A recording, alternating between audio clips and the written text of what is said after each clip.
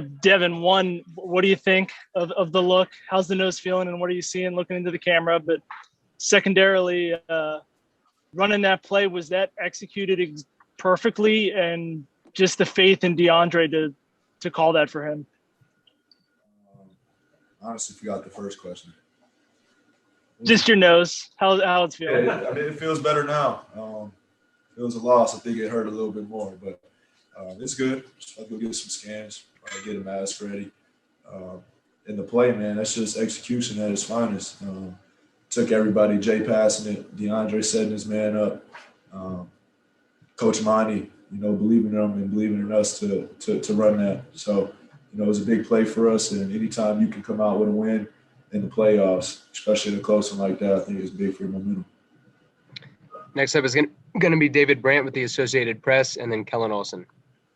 Hey, Devin, I'm over here. It seemed like in those last couple of minutes, you guys got a couple tough breaks. It seemed like every call was going against you. Like everything that could have gone wrong. Like that, didn't it? Yeah, was going wrong. But you guys never see that upset. You know what I mean? You always. What does that say about this team that you guys still managed to find a way to pull it out? I mean, that's just the name of this team.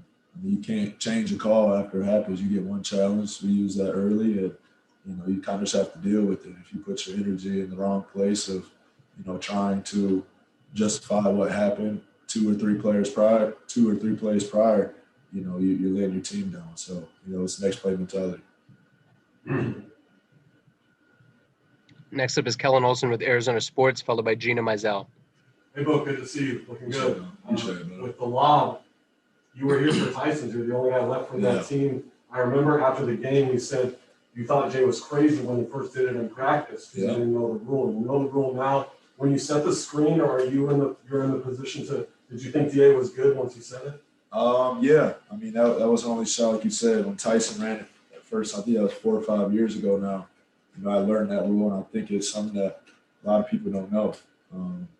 Even talking to Rondo at half court after the game, he was like, "It don't count." I'm like, I've seen this movie before. It counts. It counts. So, it's incredible play, incredible execution on all ends. But again, Jay Crowder, that's a tough pass. Next is Gina Mizell with Suns.com, followed by Rachel Nichols.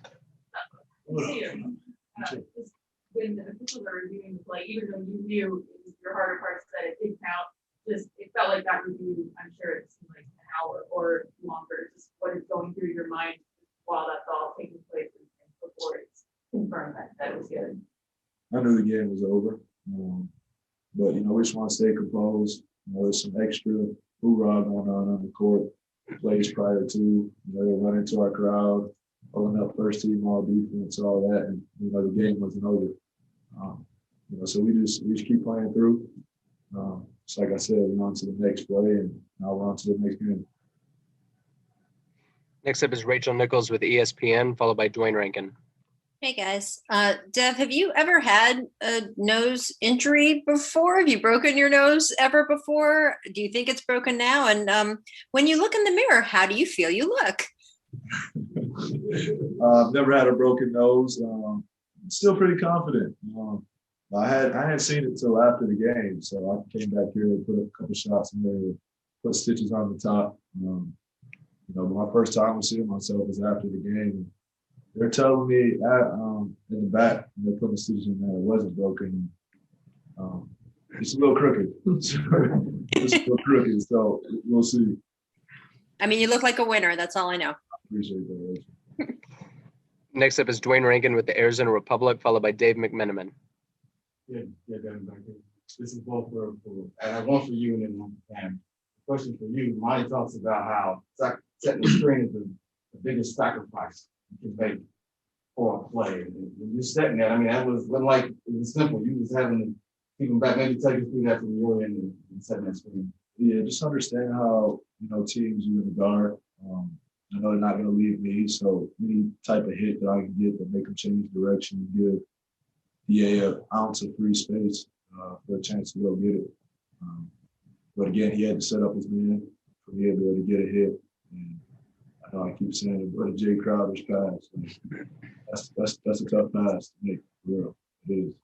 He did that, so that's very impressive. For you, Cam, you watching it or was it in slow motion? Yeah. Yeah, when I seen the ball, I'm like, dang, Ben just dunked it. But piggyback off to when you was talking to him, at the end of the game, you can get away with a lot of stuff. That's unselfish play by him. That's big time. That's big time. He sacrificed, made a screen, somebody else scored. A lot of players won't do that. That's in his position. So kudos to him. He big time for that. Next up is Dave McMenamin with ESPN, followed by Sam Amick. Quick one for both of you. Devin, you only I think it's just 2 or 3 up here, but cool. and Cam, you've been capitalizing on this opportunity of going Suns last year. Now it's not just a playoff career high for you, but career high NBA wise. Mm-hmm. What was your mindset coming into this one? Was this ball out? And how do you capitalize on it? Honestly, it's just hold it down for C. Really, it's kind of crazy, but I'm just trying to hold it down until C get back. If it means me scoring, I'm willing to do it. If it means me pass, my only thing, no turnover. That's all I'm doing. I'm trying to keep that same identity because I'm the point guard. So I just try to come out there, hold it down for C, play my game, just live with the results. Next is Sam Amick with The Athletic, followed by Mark Spears. Well, for both you guys, then you got physicality with playoff basketball, and then you got self-protection. Like, which one it is? And at the end there, when you're talking to Rondo and Cousins, what's the message when you know this thing over and they're going home? I was just saying, go Big Blue. That's my Kentucky guy. That's all I was saying. Yeah, right. Which physicality was it? I mean, that's for you guys to decide. I know, they're an aggressive team. That's how they guard. And, it's not just Pat Bev. All those guys, the athletic wings. Watching the previous series against Dallas and Utah, switching everything and trying to turn teams over. But we're figuring out. We just have to stay aggressive, stay with what we do. Like you talked earlier, whether it's basketball players or not, we got to move to the next one. We're not the one making the call. And real quick with CP, we know how he talks to everybody. You're going to hear him once in a while. Leadership is beautiful. I mean, you've been talking to him on the side at all as you try to fill those shoes right now. For sure. I talk to C every day. I'm trying, like I said, I'm trying to hold it down. Trust me, C's calling. I probably got a missed call already. C gonna call. But that's what he do though. That's why he is who he is. Like he comes in communication. A lot of people don't do that, especially in his position. A lot of people don't do that. His communication at a high level, and that's big time for our team. Next up is Mark Spears with ESPN, followed by Richard Science. Well, then my first question, both questions, but you really believe that actually happened? You're like, well, let's see. The play? Yeah, you're walking out to the court. Yeah, I believe it can happen. I've seen it happen. I've seen the play happen before. And just understand, like I said, how they're going to guard, but I know they're not going to leave me. Yeah, I believe in it 100%. And then also, you have some more for DA after the game. What were you doing? Man, it's after every game. Man. I don't want to get too ahead of myself, but his growth just continuously through every game from game one of the playoffs. He feel like he flipped the switch and he turned it on. He doesn't want to look back. He feels his confidence is there. And he understands how much of a force he is, and I think he's figuring out his capabilities of, being able to move, being able to guard, and at the same time setting screens and being in the right place. And tonight, I see he mixed in his mid-range too, so we can give it to you all type of ways. Next up, Richard Science with Fox 10, followed by David Aldridge. Yeah, Devin, I just wanted to ask you, kind of on that DeAndre Ayton theme. It's only fitting that today was the NBA draft lottery, and how cool was it to see, a guy that you've seen grow up before our very eyes, a guy that you've been hard on because his potential, come up with such a big play. It feels good, man. He's been working. You see the work behind the scenes. Makes you feel that much better when you see somebody successful. So, it always hasn't been sweet. The times always haven't been good. He's went through some things in this league, and He's just continued to get better, mature himself. And, he's a dominant force on our team, and we lean on him for a lot of things. We got time for 3 more. Next is David Aldridge with The Athletic, followed by Chris Haynes. Book, you set a million screens in your life, a million picks in your life.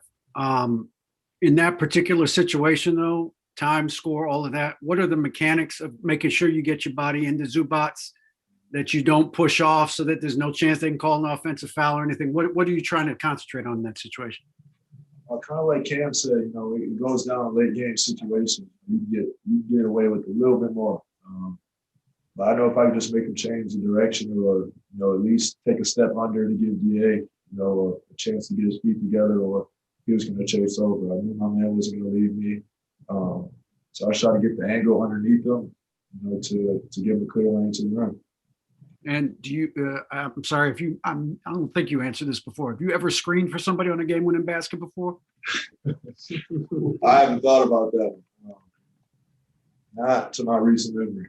If I wasn't slipping out of it to come to the ball, I don't know. So that might be a first. Final 2 questions are going to be Chris Haynes with Turner and Mark Medina. Look, it's a moot point now, but the offensive foul that they ended up reviewing, that the ref didn't call a foul. Yeah. Anything, Was that something that I've never seen before? Yeah. Yeah, I've never seen it. I try to get an explanation. I don't know.